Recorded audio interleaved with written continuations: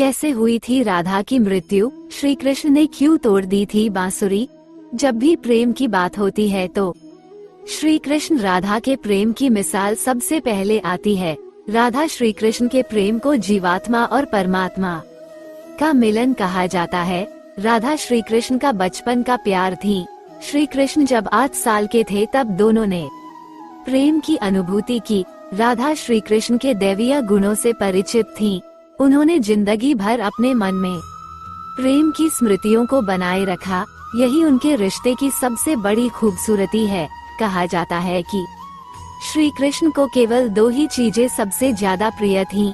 ये दोनों चीजें भी आपस में एक दूसरे से गहराई से जुड़ी हुई थी, बांसुरी और राधा। कृष्ण की बांसुरी की धुन ही थी जिससे राधा श्री कृष्ण की तरफ खींची चली गयी। राधा की वजह से श्री कृष्ण बांसुरी को हमेशा अपने पास ही रखते थे। भले ही श्री कृष्ण और राधा का मिलन नहीं हो सका, लेकिन उनकी बांसुरी उन्हें हमेशा एक सूत्र में बांधे रही। श्री कृष्ण के जितने भी चित्रण मिलते हैं उनमें बांसुरी जरूर रहती है। बांसुरी श्री कृष्ण के राधा के प्रति प्रेम का प्रतीक है। वैसे तो राधा से जुड़े कई अलग अलग विवरण मौजूद हैं, लेकिन एक प्रचलित कहानी है। भगवान श्री कृष्ण से राधा पहली बार तब अलग हुई जब मामा कंस ने बलराम और कृष्ण को आमंत्रित किया। वृंदावन के लोग ये खबर सुनकर दुखी हो गए। मथुरा जाने से पहले श्री कृष्ण राधा से मिले थे।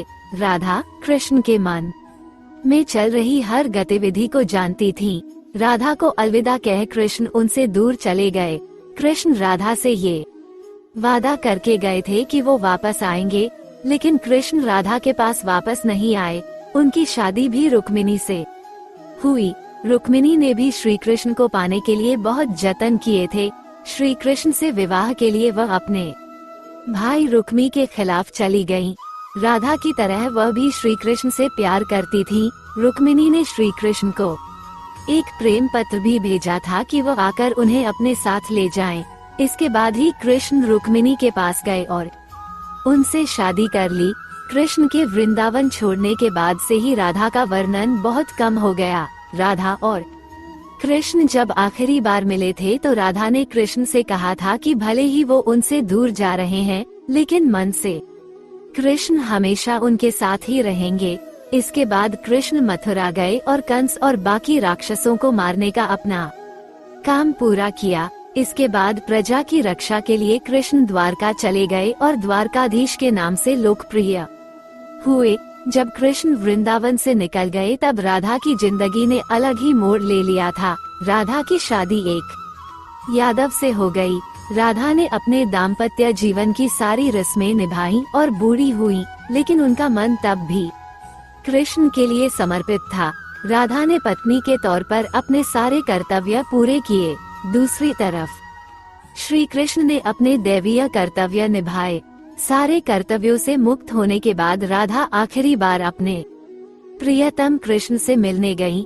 जब वह द्वारका पहुंची तो उन्होंने कृष्ण के रुक्मिणी और सत्यभामा से विवाह के बारे में सुना, लेकिन वह दुखी नहीं हुई। जब कृष्ण ने राधा को देखा तो बहुत प्रसन्न हुए। दोनों संकेतों की भाषा में एक दूसरे से काफी देर तक बातें करते रहे। राधा जी को कान्हा की नगरी द्वारिका में कोई नहीं पहचानता था। राधा के अनुरोध पर कृष्ण ने उन्हें महल में एक देविका के रूप में नियुक्त किया। राधा दिन भर महल में रहती थी और महल से जुड़े कार्य देखती थी। मौका मिलते ही वह कृष्ण के दर्शन कर लेती थी, लेकिन महल में राधा ने श्री कृष्ण के साथ पहले की तरह का आध्यात्मिक जुड़ाव महसूस नहीं कर पा रही थी। इसलिए राधा ने महल से दूर जाना तय किया। उन्होंने सोचा कि वो दूर जाकर दोबारा श्री कृष्ण के साथ गहरा आत्मीय संबंध स्थापित कर पाएंगी। उन्हें नहीं पता था कि वो कहाँ जा रही हैं, लेकिन भगवान श्री कृष्ण जानते थे। धीरे धीरे समय बीता और राधा बिल्कुल अकेली और कमजोर हो गई। उस वक्त उन्हें भगवान श्री कृष्ण की आवश्यकता पड़ी। आखिरी समय में भगवान श्री कृष्ण उनके सामने आ गए। कृष्ण ने राधा से कहा कि वो उनसे कुछ मांगे, लेकिन राधा ने मना कर दिया। कृष्ण के दोबारा अनुरोध करने पर राधा ने कहा कि वो आखिरी बार उन्हें बांसुरी बजाते देखना चाहती हैं। श्री कृष्ण ने बांसुरी ली और बेहद सुरीली धुन में बजाने लगे। श्री कृष्ण ने दिन रात बांसुरी बजाई जब तक राधा आध्यात्मिक रूप से कृष्ण में विलीन नहीं हो गयी। बांसुरी की धुन सुनते सुनते राधा ने अपने शरीर का त्याग कर दिया।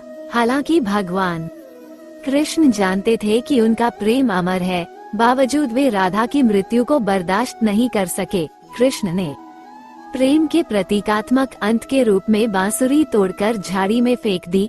उसके बाद से श्री कृष्ण ने जीवन भर बांसुरी या कोई अन्य वादक यंत्र नहीं बजाया। कहा जाता है कि जब द्वापर युग में नारायण ने श्री कृष्ण का जन्म लिया था, तब माँ लक्ष्मी ने राधा रानी के रूप में जन्म लिया था ताकि मृत्यु लोक में भी वे उनके साथ ही रहे।